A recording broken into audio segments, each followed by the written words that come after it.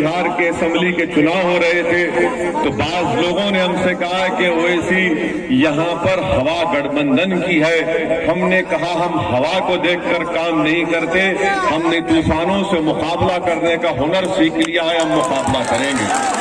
हमने मुकाबला किया अल्हम्दुलिल्लाह, अल्लाह की जात पर उस वक्त भी तवक्कल किया, आज भी अल्लाह की जात पर तवक्कल करके मुकाबला कर रहे हैं, क्योंकि हम जानते हैं कि हवाओं को देखकर अगर हम अपने फैसले बदल लेंगे तो फिर वो इंसान साबित कदम नहीं रह सकता, इस्तिकामत उसको नहीं मिलेगी, क्योंकि हमको जानते हैं कि हमारा मुकाबला हमेशा बातिल ताकतों से, बातिल कुव्वतों से होता रहा। और मैं जानता हूं कि जिस कश्ती में मैं सवार हूं उस कश्ती को साहिल उसी वक्त मिलेगा जब हम इन तूफानों का मुकाबला करते हुए जाएंगे। इसीलिए मैं आपसे फिर से अपील करने आया हूं कि ये कश्ती आपकी है, ये जमात आपकी है, ये आवाज आपकी है, ये पहचान आपकी है, ये आवाज ओवैसी की है, मगर इसमें जज्बात की तर्जुमानी आपकी तकलीफ की मैं करने की कोशिश कर रहा हूं। इसीलिए हम फिर से आपके दरमियान में आकर आपको याद दिला रहे हैं कि 5 साल पहले जिस जिम्मेदारों ने ये कहकर गठबंधन को वोट दिया था कि बीजेपी को रोकना है, आपको याद है ना कि जेडीयू आरजेडी कांग्रेस मिलकर आए थे और आकर कहा था कि बीजेपी को रोकना है, मोहन भगवत को हराना है और संघ मुक्त भारत करना है।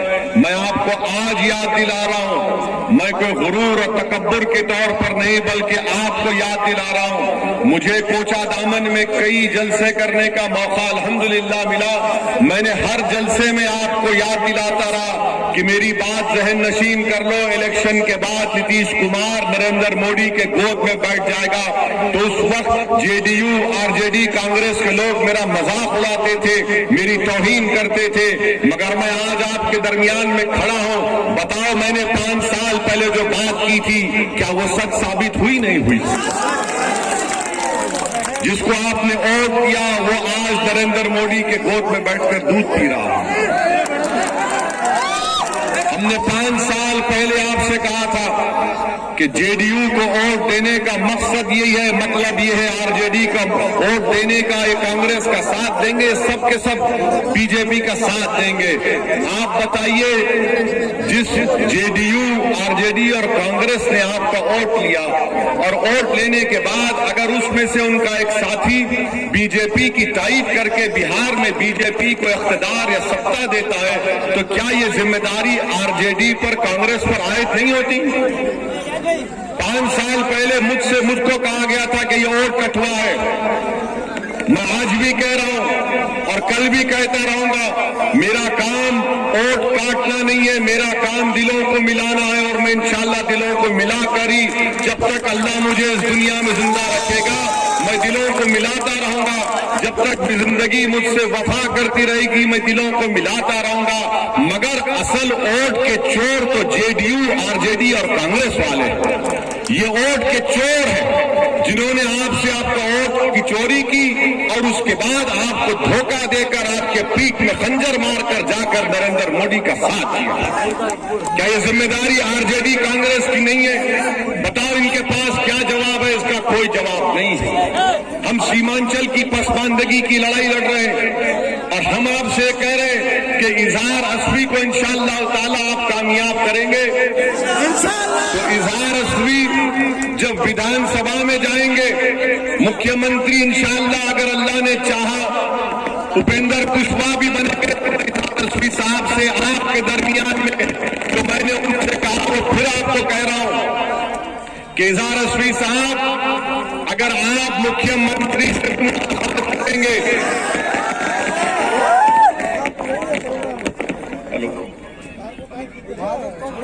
अगर आप मुख्यमंत्री से भी चीफ मिनिस्टर से मुलाकात करेंगे,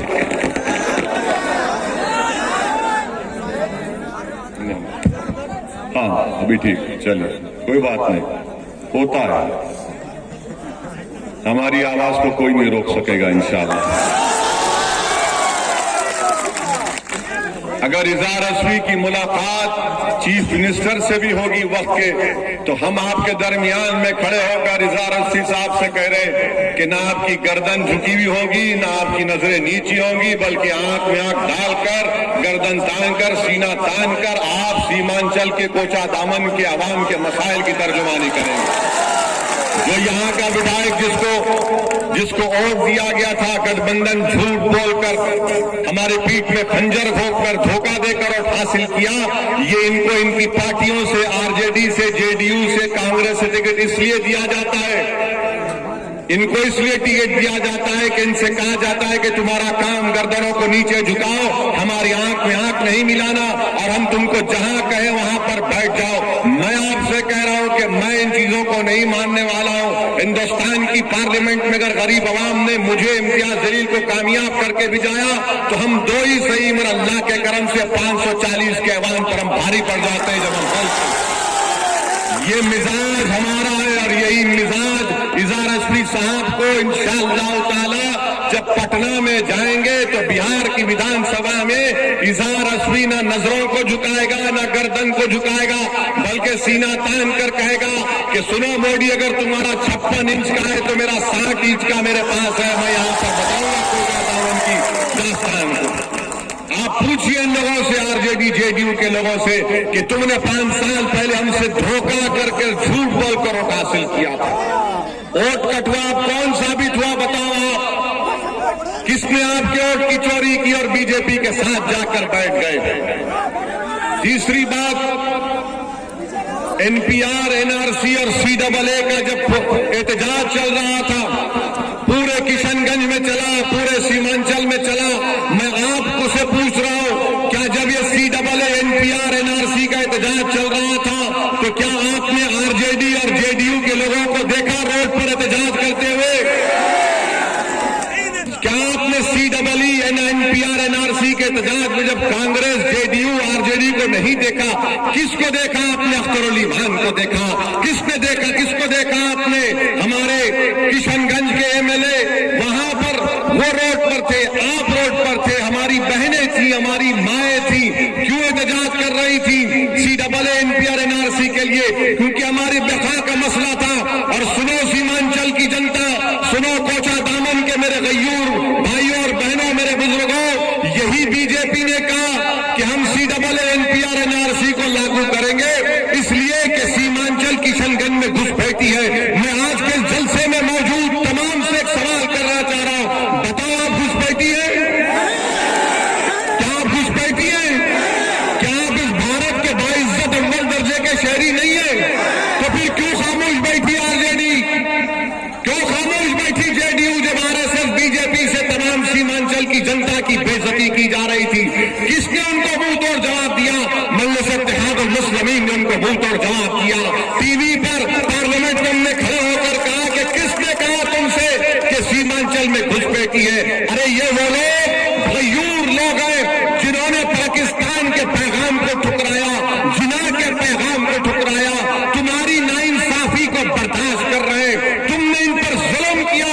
बिहार के हर इलाके में तरक्की हुई, मगर अगर कहीं पर तरक्की नहीं होगी तो सीमांचल में नहीं होती। अरे एम्स आता है, पटना को जाता है, दरभंगा जाता है, मगर सीमांचल की सरजमीन पर नहीं आता है।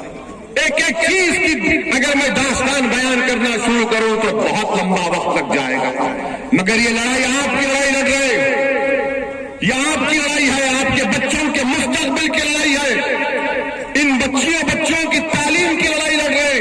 मैं बिहार को अपनी मकबूलियत में इजाफा करने के लिए नहीं आया, अल्लाह जानता है मेरी बात को। मैं बिहार को इसलिए आया और सीमांचल की लड़ाई ये आपके मुस्तकबिल के लिए, ताकि आप लीडर बने, आपकी क़ियादत बने, जो इन तमाम जेडीयू, आरजेडी की गुलामी से आजाद हो, ज़हनी गुलामी से आजाद हो, सियासी गुलामी से आजाद हो, हर तरह से हमको आजादी मिले, ताकि सही मानों में यहाँ पर तरक्की हो, यहाँ पर काम हो, यहाँ पर स्कूल बने, यहाँ पर आप सीना तान कर कहे कि हाँ, अब हमारी एक आवाज है जो इज़हार असवी के रूप में विधानसभा में गूंजेगी। ये पैगाम आपको देने के लिए आया।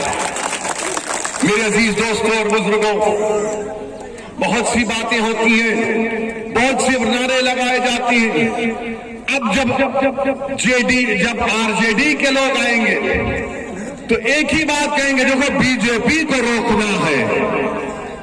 एक ही बात कहेंगे जब आरजेडी कांग्रेस वाले आएंगे, कहेंगे बीजेपी को रोकना है। अरे जब यहां पर मक्का की फसल का पैसे नहीं मिले तो वो बीजेपी है क्या? मिला आपको फसल के पैसे मिले आपको? नहीं मिला। अब वो नहीं बोलेंगे नहीं वो हैदराबाद से एक दीवाना आया था, उसकी बातों पे नहीं जाना, वो जज्बाती तकरीर करता है, वो कठवा है। अरे तुम वोट चोर हो, तुमको सीमांचल की जनता से क्या मोहब्बत? तुम कब तक बीजेपी का डर हमको दिखाओगे? अरे याद रखो